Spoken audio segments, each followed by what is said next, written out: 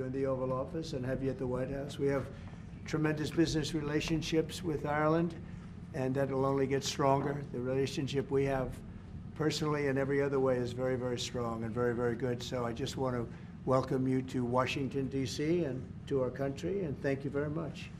May I thank you, President. It's a great honor for me to be here to celebrate St. Patrick's with you. Right. And I thank you for your hospitality and the warmth of your reception. And I commend you in terms of the work that you're doing, particularly in terms of the pursuit of peace, which we discussed earlier. I think that's going well. And you really have, in the first sort of 100 days of this government, you've done some extraordinary things very quickly. Thank you. Everybody's watching in that respect. So Thank you. Delighted to be here. It's an honor to be here. Well, it's a great honor to have you, and special people, very special people. I know a lot of Irish, and growing up in New York, I know a couple of your people that used to live in that beautiful Ireland, and now they're here, but they love your country very much. You know, they have a great feeling toward your country.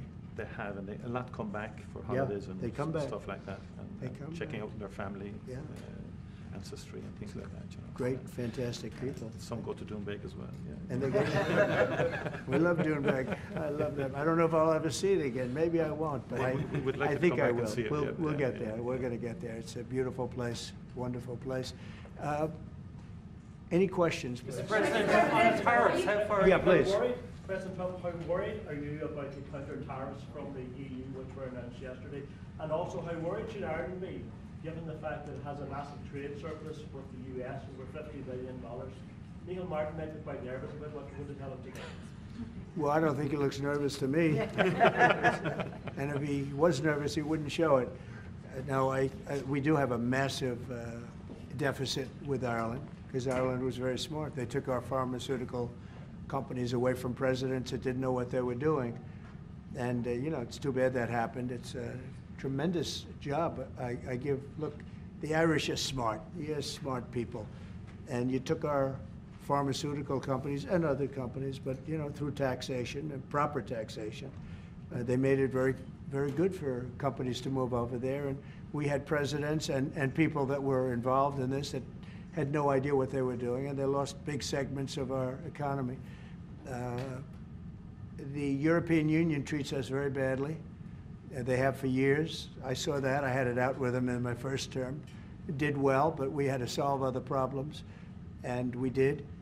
But European Union's been very tough, and it's our turn too. You know, we get a turn at that also, but they have not been fair. They sue our companies and win massive amounts of money. They sued Apple, won $17 billion, and they use that for other reasons, I guess, or to run the European Union. So I'm not knocking it. They're doing what they should be doing, perhaps, for the European Union, but it does create ill will.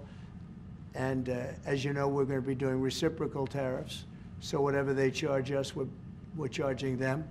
Nobody can complain about that. Whatever it is, it doesn't even matter what it is. If they charge us 25 or 20% or 10% or 2% or 200%, then that's what we're charging them. And so I don't know why people get upset about that, because there's nothing more fair than that. And we had a problem with Ontario, and they dropped that when I let them know what we were going to be doing. They dropped it immediately, so I'm glad, because electricity, you shouldn't be playing with electricity. It affects people's lives. Actually their life. I mean, it can affect, depending on weather, it can affect their life, so we can't do that. And it doesn't make sense that our country allows electricity to be made in another country and sold into us. Who did that deal for the United States? Okay, I looked at that long ago, and I said that's not something that's very smart. So we've had a lot of bad trade policies, and yet we're doing very well right now. But we're doing well because I won the election. If I didn't win the election, you would have had a very bad period. I think a lot of the stock market going down was because of a really bad 4 years that we had. When you look at inflation and all of the other problems wars and inflation and so many other problems. But we're going to have very good years. We had, I don't know if you saw a little thing like the cost of eggs. Little to you, but big to people out there. down almost 30% in the last few days. We got it down. We did a lot of things. We have a great Secretary of Agriculture, and we did a lot of things that got the cost of eggs down very substantially, and so many other things. A very big thing that I'm very happy with is oil is down to $65 a barrel, and that's faster than I would have anticipated. We put on the gas, we stepped in the gas in order to get oil, and what's happening. So we're getting that down, and when energy comes down, prices are going to be coming down with it. So in a very short period of time, we've done a very good job. And I think that the tariffs that we're talking about, and again, reciprocal, I think that the tariffs, there are some cases where they're a little beyond reciprocal because, you know, we've been abused for a long time as a country. We have been abused really for a long time, and we will be abused no longer. Okay. Are you going to retaliate to the EU Department of retaliation? Education, sir, would you describe for us, is this meeting your vision by cutting about half the workforce? And what responsibility do you feel to the civil servants who have now lost their jobs? Many of them worked at the Department of Education during their first term. Sure, I do. I feel very badly, and but many of them don't work at all. Many of them never showed up to work. Many of them never showed up to work, Kelly, and unfortunately, and that's not good. And when we cut, you know, we go, and that's what I had a number of meetings with a lot of people over the last couple of months. When we cut, we want to cut, but we want to cut the people that aren't working or not doing a good job. We're keeping the best people, and Linda McMahon is a real professional, actually a very sophisticated business person, and she cut a large number, but she kept the best people, and we'll see how it all works out. But our country was run very badly. I mean, whether it was that or contracts that were signed that was so bad, so obviously bad, and I go through them in speeches. I could go through them all day long. I could read for billions and hundreds of billions of dollars. And all of that fat and waste and fraud and abuse is being taken out. But it's incredible what's happened. Now, Department of Education's, maybe more so than any other place, has a lot of people that can be cut. They're, number one, not showing up to work. Number two, they're not doing a good job. And if you take a look at our education process, and if you look at the charts, because they have numerous charts where they do the top 40, we're at number 37, 38, 39, and 40. And recently they hit, during Biden's last few days, they hit last. So they were number 40, and yet we're number 1 in cost per pupil. So it's pretty bad. But we have a dream. And you know what the dream is? We're going to move the Department of Education. We're going to move education into the states so that the states, instead of bureaucrats working in Washington, so that the states can run education. And you have Norway, you have Denmark, you have Sweden, you have Finland, you have various countries that do very well. You also have China that does very well in education, which is a pretty big tribute to China, I must say. 1.4 billion, and they're in the top 10, and it's pretty amazing. So we can't blame size anymore. You know, normally you'd blame size. It's too big, how can you do it? But China does it. So we think when you move it back to Iowa and Indiana and all the states that run so well, there's so many, I could name 30, maybe almost 40. Those will be as good as Denmark, those will be as good as Norway, and they'll be as good as any of these. I believe they'll be as good as any. Now then you're gonna have 10 that won't be so great. You're gonna have 5 that will not be good at all, but we'll work with them and we'll get them to be good. But what we wanna do is always school choice, but we're gonna do school choice, and we're doing it. But we want education to be moved back where the states run education, where the parents of the children will be running education, where governors that are doing a very good job will be running education, not run. I drive through the city and I see like so many buildings, Department of Education, Department of big buildings, and by the way, they're empty. Nobody shows up to work. So I think Linda did a very good job. Mr. President, do you have a meeting with Vladimir Putin scheduled or a conversation? What would be your message I to him? won't comment on that, but we had a great success yesterday. We have a full ceasefire. If it kicks in, we have to see. It's up to Russia now.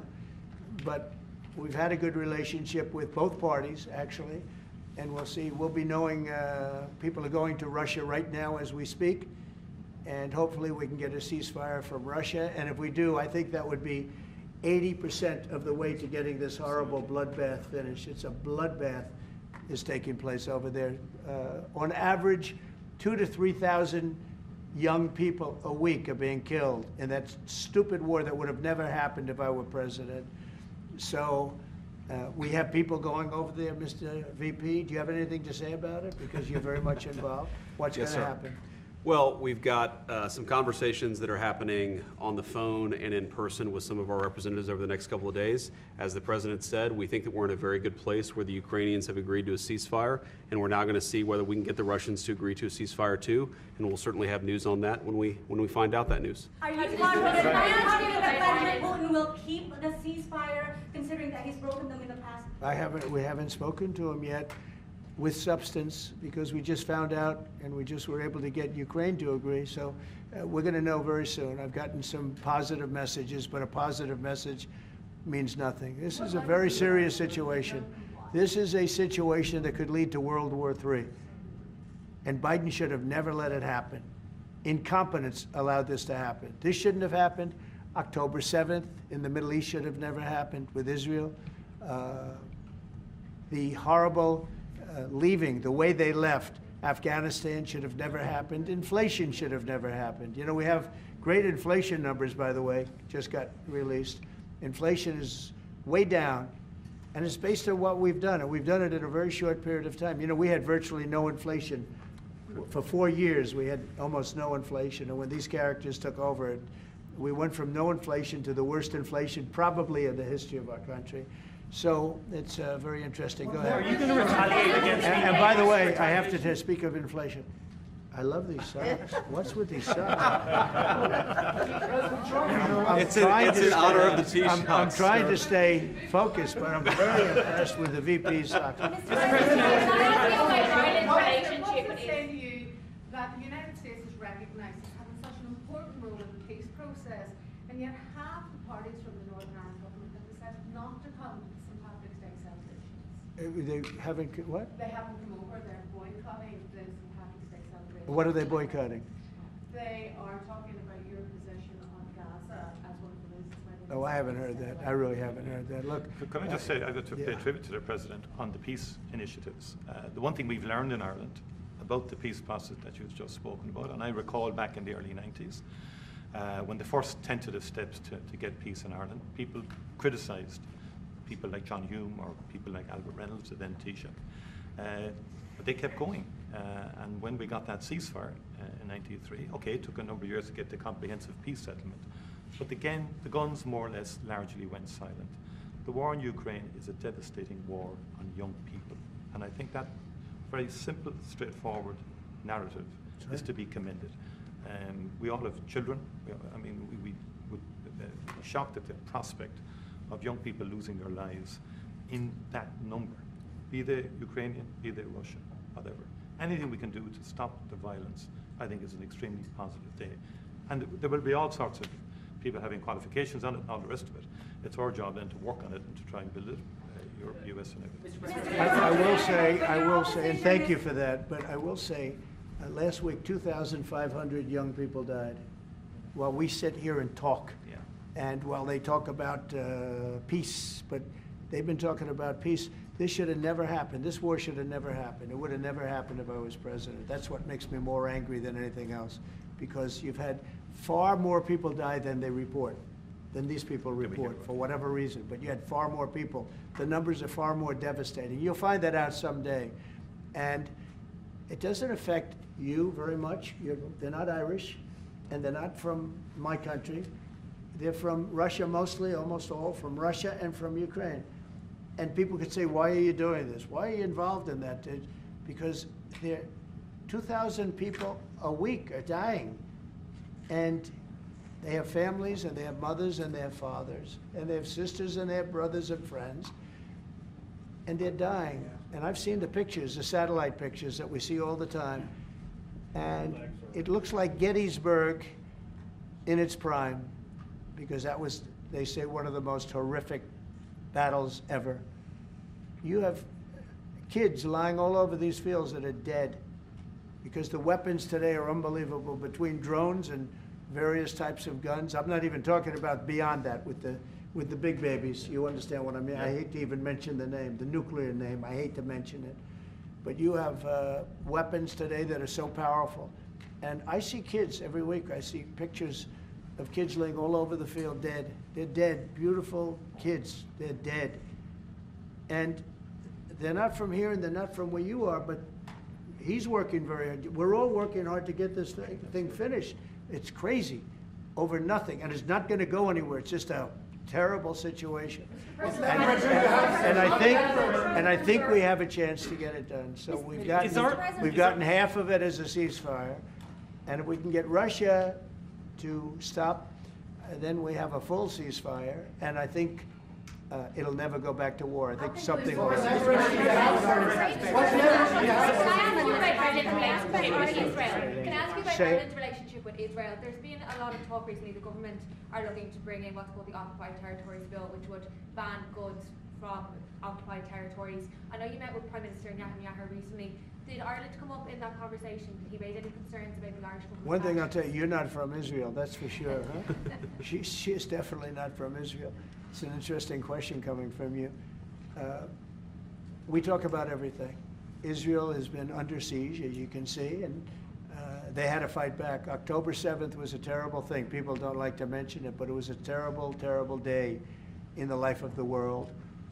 And it's amazing the way people don't mention that, but it was, I've never seen anything like it. Those are other clips I get to see. You know, as president, you get to see clips that you'd rather not see, but I see clips, and that was a terrible day for the world. And we're working hard with Israel. We're working hard to see if we can solve the problem. I will say I just saw 10 hostages, and they were treated really badly. They were really treated badly. I was shocked. I asked them, was there any kindness shown? They were in there. One was in there for 500 days. One was 323 days. I said, was there any, 10 of them, I said, was there any kindness displayed? Like, did they ever, like, say, don't worry, you'll be okay?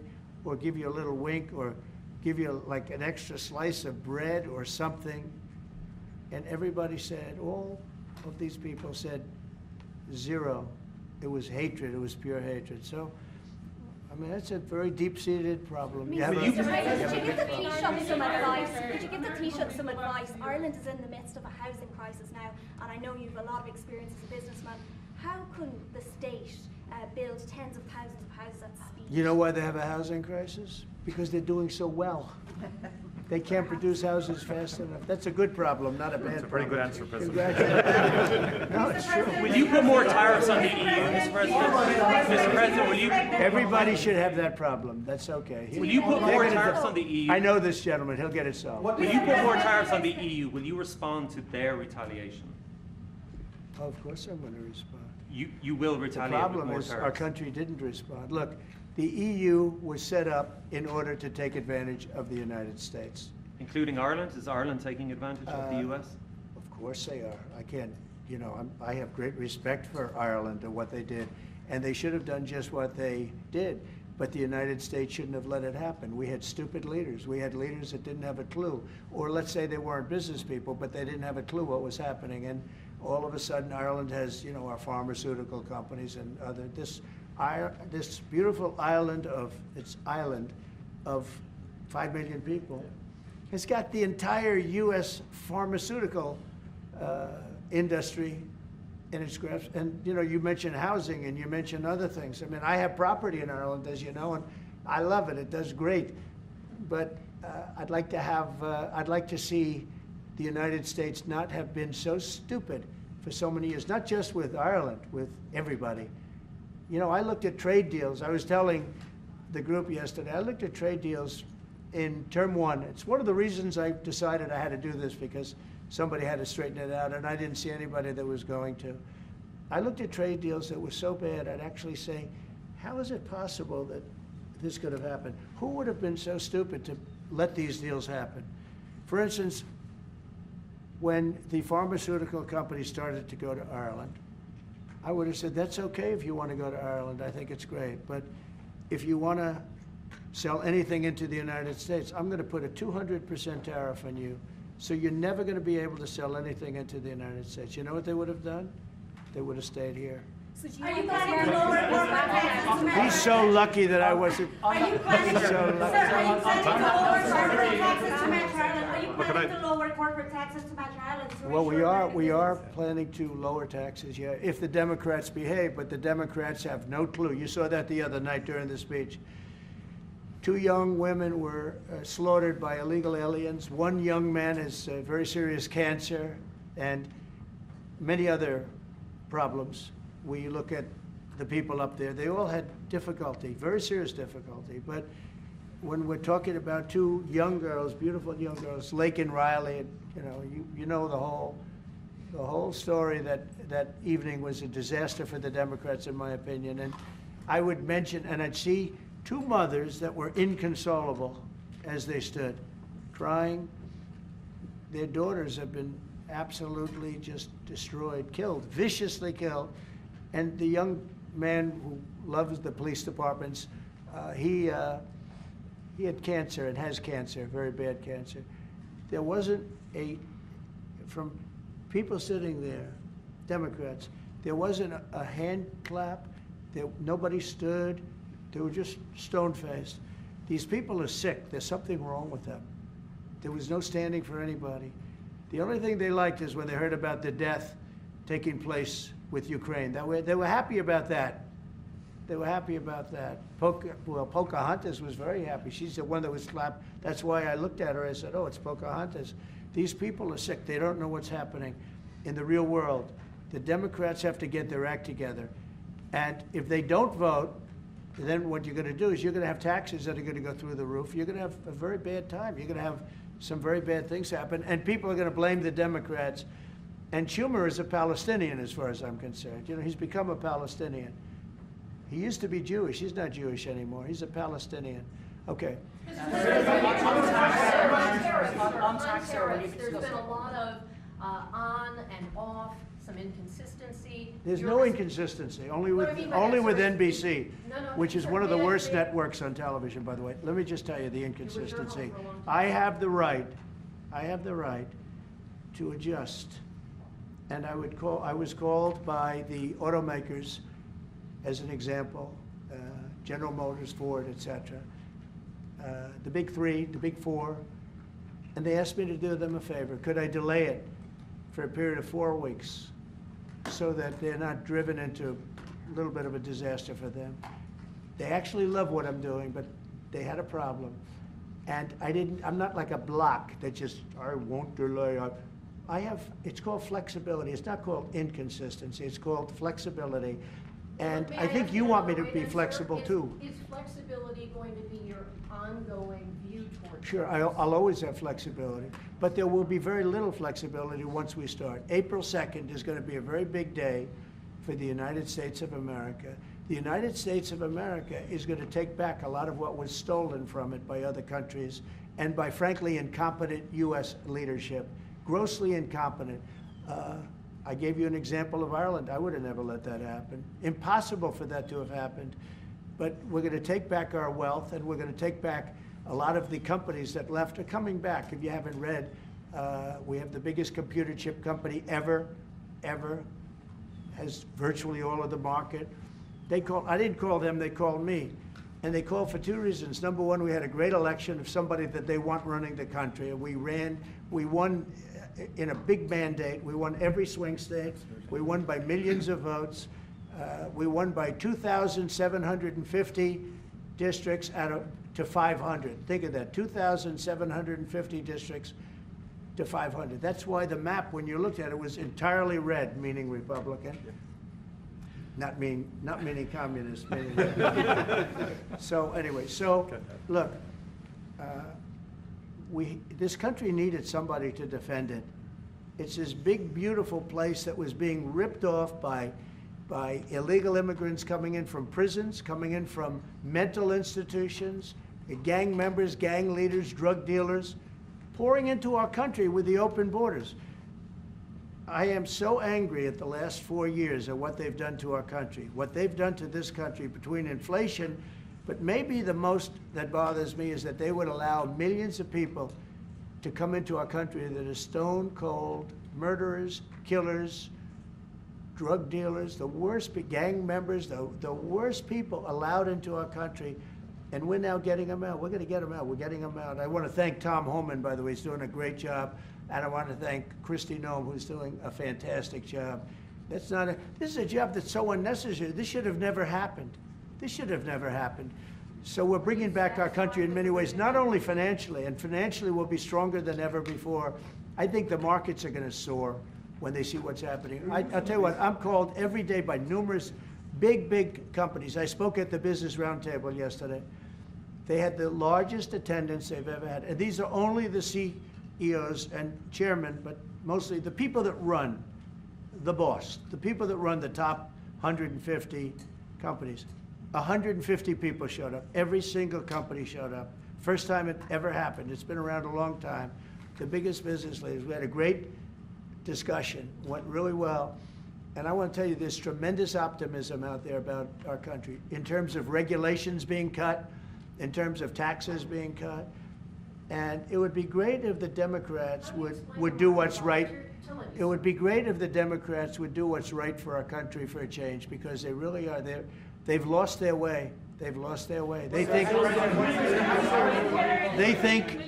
think that people pouring into our country from prisons, jails, murderers. We have 11,088 murderers that were allowed into, people that murdered people, half of which murdered more than one person in our country. We're getting them the hell out.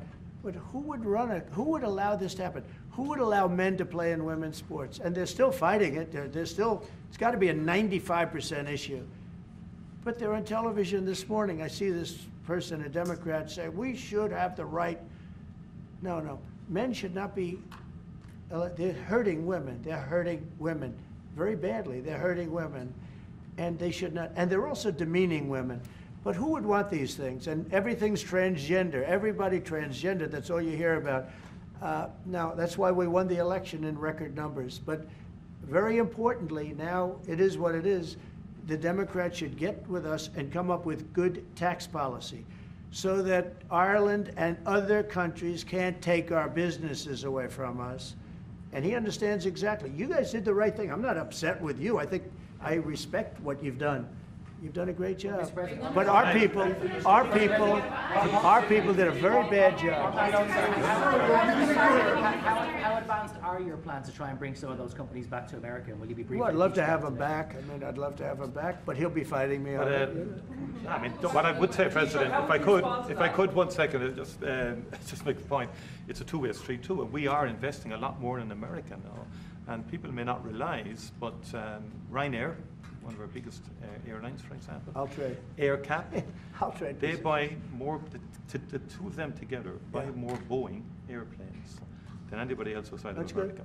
That's a little known fact. It doesn't turn up in the statistics, but Ryanair and AirCap, big aircraft leasing company, Irish company, have done great work with Boeing and huge investments over the last couple of years, you know. So, and there's a lot of Irish companies here now, about 700 odd Irish companies based in America. Glanbia, Smurford, Rock, I was saying to you this morning, Vice President, a lot of them creating thousands of jobs in America. And it's only fair. I mean, that's correct. That's right. And that's the way it should happen. And I think it's a very good relationship we have. It's a historic one, and it's happened over time. We've added value to American companies. We've increased their value. They've got access to the European market, and they did all of that. I understand where you're coming from fully. But I think it's a relationship that we can develop and that will endure into the future, and will change, it will adapt, and you're evolving and you're doing things. And they've done a very good job. Now, I just will say this, but with all that we've said, we can talk about Ryanair. There's a massive deficit.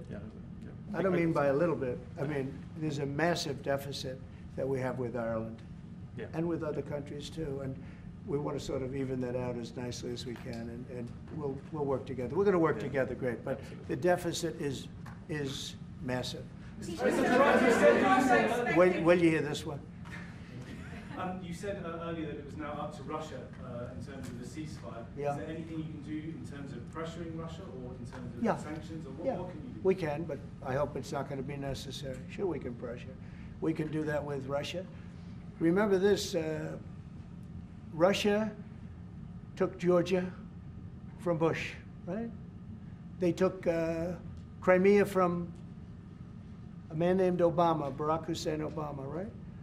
They're trying to take the whole thing from Biden. They're going for the whole ball of wax. Who was the only one that never took anything from? Trump. And in fact, I'm the one that stopped Nord Stream 2, the pipeline, the biggest pipeline anywhere in the world. I stopped it. It was dead. And then Biden got in and he approved it. Nobody mentions that. What I did to Russia was very tough. I was the toughest ever. But nope, they never took anything from me. They took them from Obama and Bush, and they took it from Sleepy Joe Biden. With Biden, they wanted to take the whole country, but I think I've stopped that, but we'll see. But yeah, there are things you could do that wouldn't be pleasant in a financial sense. I can do things financially that would be very bad for Russia. I don't want to do that because I want to get peace. I want to see peace, and we'll see. But in a financial sense, yeah, we could do things very bad for Russia. It would be devastating for Russia, but I don't want to do that because I want to see peace. And we're getting close to maybe getting something done. We've got Ukraine done, and as you know, I've always said that Ukraine might have been the more difficult party. You were here a week ago when some interesting things happened. I had somebody that didn't seem to want peace. Now he's agreed to peace. So we'll see what happens. Brian? Yes, thanks. Thank you. First, we'll congratulate you on your lower inflation core rates. Thank you. Gas prices going down, airline prices going down. This is for the Irish gentleman here, if I can see him real quickly. Welcome, United States. You look great. Thank you. Nice suit. It's now you feel good. He knows. What's coming next? Ran on MAGA, Sorry? Make America Great Again. If you could run on MEGA, Make Ireland Great Again, what would your number one issue be for people in Ireland right now to make your country stronger? And I've got a two-part question to that as well. Yeah. The number one issue in Ireland is housing, to be honest, and I think it was correctly pointed out. We've got to build more houses. We've got to build them faster to give the young people of Ireland an opportunity to afford to buy a house or to afford to rent a house. We have a lot of other good things happening. That's my number one priority. Wonderful. Are you trying to and my service second the part question to this, Ireland is known for very happy, fun-loving people, great attitude, many in this room right now that I've met. Why in the world would you let Rosie O'Donnell move to Ireland? I think she's going to lower your happiness level. That's true. Thank you. I like that question. Mr. Do you know you have Commissioner, Rosie O'Donnell? Do you know who she is? Do you know who she is? Yeah. I'm joking. You're better off not. You're better off not knowing. Prime Minister, are you Yeah. expecting to inform the President your views on Gaza, considering that you have diametrically opposed positions on the state of Palestine? Your country is one of three in Europe that recognizes the state of Palestine. Are you expecting to discuss this with the President? Are you expecting to inform him? I don't have to inform the President. He's very well clued into to the whole situation. We shared the President's, again, unrelenting focus on peace. And he's envoying, the President himself, as soon as he came into office, went to get a ceasefire. We've been calling for a ceasefire for a long time.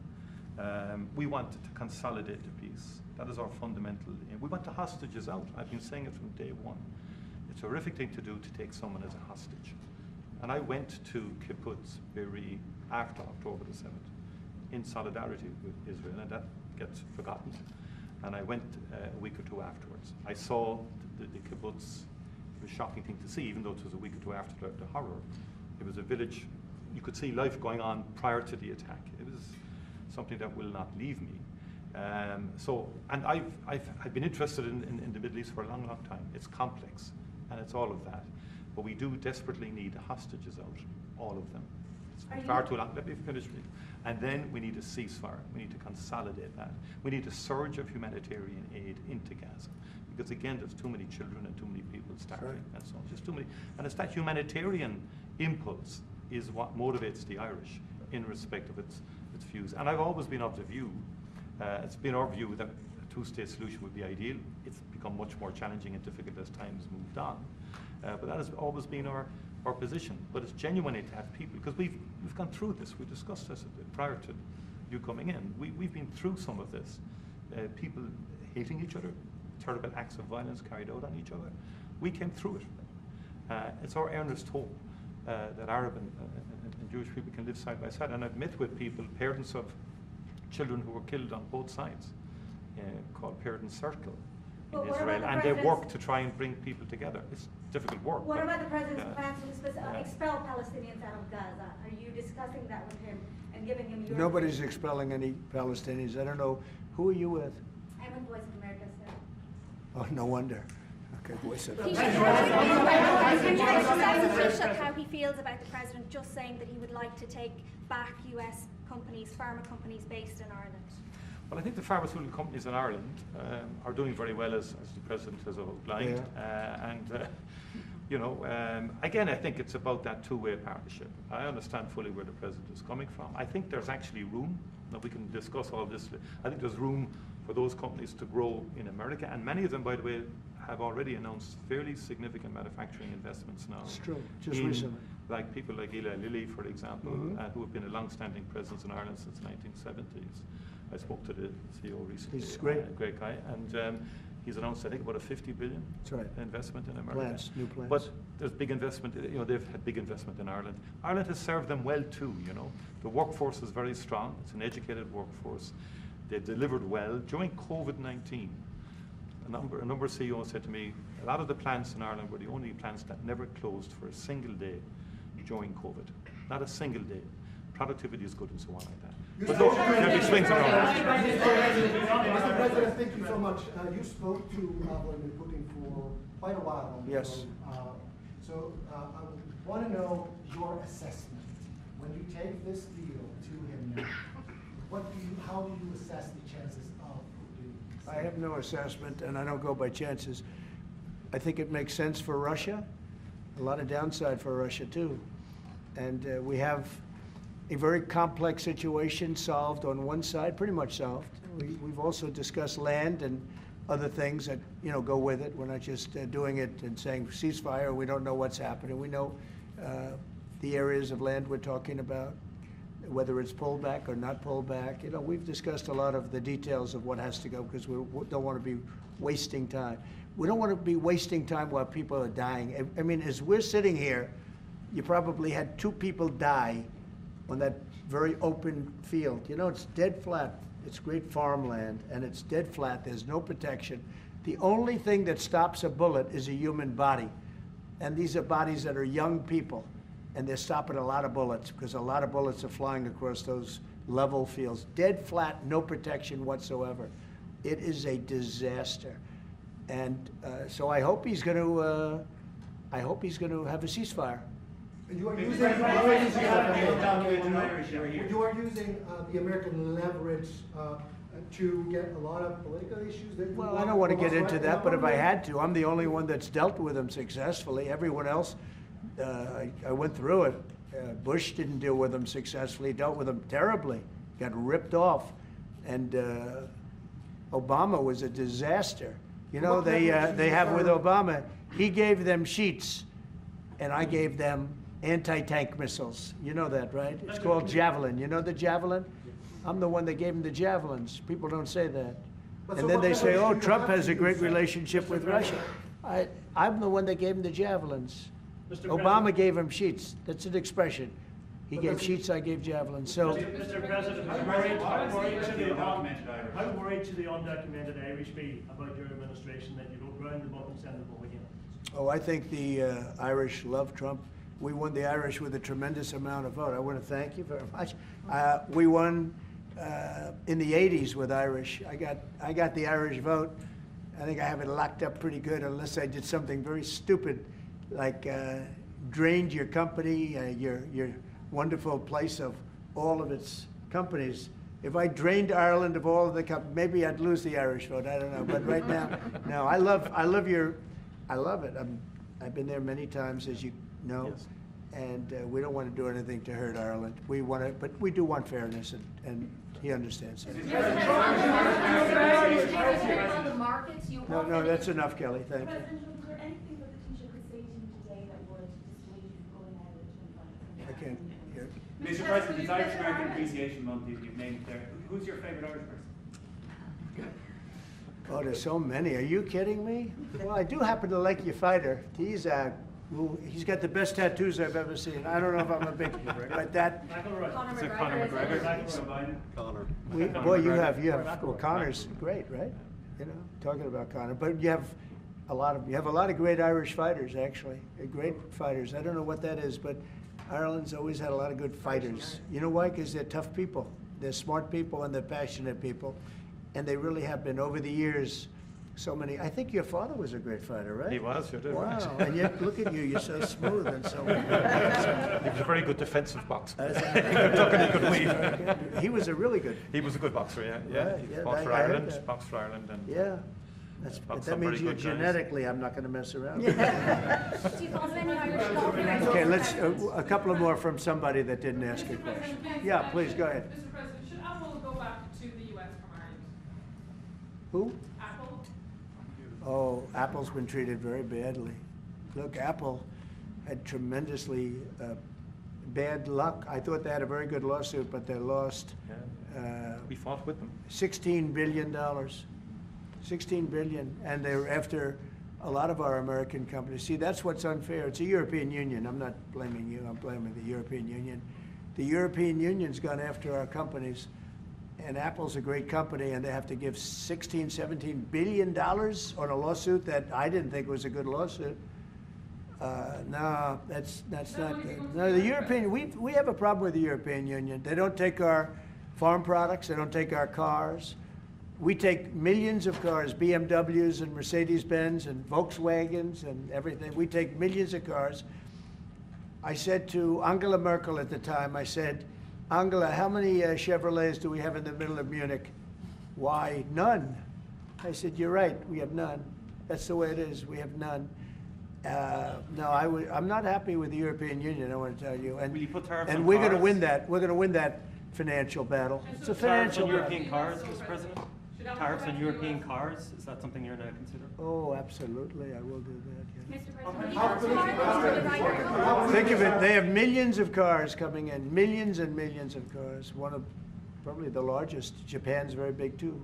But, and they don't accept our cars. We make great cars. They don't have our cars, but we have their cars. They don't have our farm products. We have the greatest farmers in the world.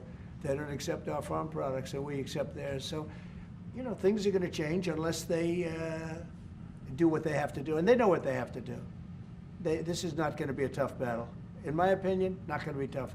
Just like when Ontario charged us, everybody said, oh, they just charged. I said, this will be won in 1 hour. And they announced what we were going to do, and they withdrew their little threat. And what they don't say in Canada is that 270%, have you ever heard that? We have tariffs on dairy products from Canada of 270%, going up to 400%. You never hear that. Canada's absolutely one of the worst. And we, when I say worst in terms of charging tariffs. Their dairy products, they charge our farmers 240, 250, 270, and 400%, okay? Think of that for dairy product. And we charge them like peanuts. You know why? Because we've been improperly run for so many years. I had that all settled in my first term. But then, of course, Biden, you know, he let everything go to hell. One of the things we did is we took from China hundreds of billions of dollars, and I have great respect for President Xi. But he understood that. He understood it was a one-way street, and you can't have a one-way street. Okay? One more question. Can you say which countries you might target in your next travel ban? Say it. Can you say which countries you might target in your next travel ban? Wouldn't that be a stupid thing for me to say? I said, which countries am I going to target for the next travel ban? As part of the, Can you believe somebody would ask that question? as part of the, Specifically, you're going to put on Ireland? Well, we're going to talk. We're going to be talking really to the European Union. You know, I will tell you this one little, we'll end it with this. So I have a property, a big property in Ireland that you know well. It's one of the most highly rated hotels in all of Europe. It's beautiful. Doonbeg. It's a beautiful 600 acres on the ocean, and everybody knows it. And we have a beautiful hotel. And I was going to do a project there, a big expansion of the place. This was when I was a civilian, before the presidency, before I even thought about the presidency. But I was going to do a really beautiful expansion of because it does very well. And I got the approvals from Ireland so quickly. They were so professional. They wanted it. You know, it's economic development, it's jobs, it's construction jobs, a big expansion, beautiful expansion. But I was told something that bothered me. They said, sir, you also have to get approved by the European Union. I said, why do I have to go to the European Union to expand a hotel that's in Ireland? They said, well, that's the way it is. I say, well, shouldn't that go fast? They said, no, it'll take at least 7 years. You gave me the approval in about 4 weeks. It was a beautiful professional. If you took 4 years, you wouldn't have done a better job. You know, everything was done environmentally, everything. There's no reason to take very long. I had everything from Ireland in 4 weeks. And then I hired somebody. He said the process will be from 5 to 7 years. And I said, oh, really? And then I found out that they weren't playing games. Now think about how bad that is for your country. So that was my first experience with the European Union. And I dropped the project. I just said, I'm not going to do that. I'm not going to go 7 years to expand something. But I have to, I'll hand it to Ireland. You were so professional, so good. But I don't know why. European Union had to approve it. And with them, it was deal, and that's the European Union. So it was a very bad experience I had. Just say, President, you have the distinction of being, I think, the only president that has physically invested in Ireland. That's through good. your Dún Bay. And it's been a good investment And I mean, for anybody, you should go there. It's just stunning. I love this. No, I mean, seriously, even if you don't play golf, Yeah, I it's mean, it beautiful. is a stunning landscape. Yeah.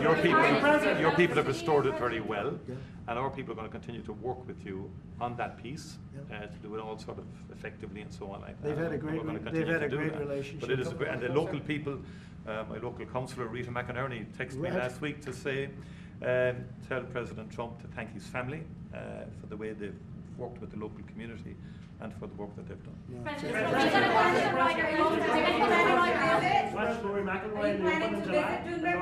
I love Rory. I think Rory's great. He's a great golfer. He just won 2 weeks ago. He's a great guy. I played golf with him 3 weeks ago, and he's really a fantastic player. He's in good form, too. When he played with me, he played very well, I can tell you. No, Rory certainly is one of the favorites. He's always going to be one of them. He's a very talented guy. He's a very good person, too. Are you planning to visit Dubai, Mr. President? I will. I'll get there sometime. I hope soon. In fact, if we meet, we'll meet at Doonbeck. Okay, I would love it. But I hope to be able to get there. Mr. President, does America have a future in NATO? What's it? Does America have a future in NATO? Where do you see Well, NATO has to developing? treat us fairly. If they pay their bills and if they do what they're supposed to do. When I first got involved with NATO, as you know, they weren't paying their bills. There were 28 countries and most of them weren't paying. And I got them to pay. And they paid billions and billions of dollars. I made a certain statement that I'm not going to be involved with NATO unless you're going to pay your bills. And I was asked a question, if we don't pay, are you going to help us? I said, no, if you don't pay, you're saying you're delinquent, a real estate term. You're delinquent, you're not paying your rent, you're not paying your bills. If you're not paying your bills, I'm not gonna help. And everybody we took in, your Secretary General will tell you, he was very generous to me. He said, I've never seen anything like it. Money came in by the billions and billions and billions of dollars, and NATO became much stronger. Now, NATO's expended a lot of that money in fighting this horrible war. It's too bad they had to do that, but they had the money from me. I was the one that got people to pay. The countries, most of the countries were not paying, or they were paying a very small amount. So we'll see. But NATO can be a force for the good, absolutely. Would you like to see Ireland join NATO, Mr. President? That's up to Ireland. Well, do you think Ireland and the EU are too close? Do you think that perhaps, like you said, We are very close. No, Ireland and the EU. Do you think there's too close a relationship there? Do you think there needs to be a separation, like you said, if you can't get planning permission when you can get it in Ireland, but you can't get it in the EU? Do you think? Well, there's an look, issue? I can just tell you about my personal experience. That Ireland treated me very well, and the EU was terrible, and they stopped really a magnificent addition. It wasn't a big deal from the standpoint of the world. It wasn't like the things we're talking about now, but it would have been a very beautiful addition. And they stopped it, which is bad for Ireland, and I don't know why. I don't know why it would take 5 to 7 years to get something approved, but that's what it was. Thank you all very much. Thank you. Thank you. We're headed out. Thank you. All right, headed out right behind you, right behind you. Right through this door. Thanks, guys. This way, this way. Thank you. I should have.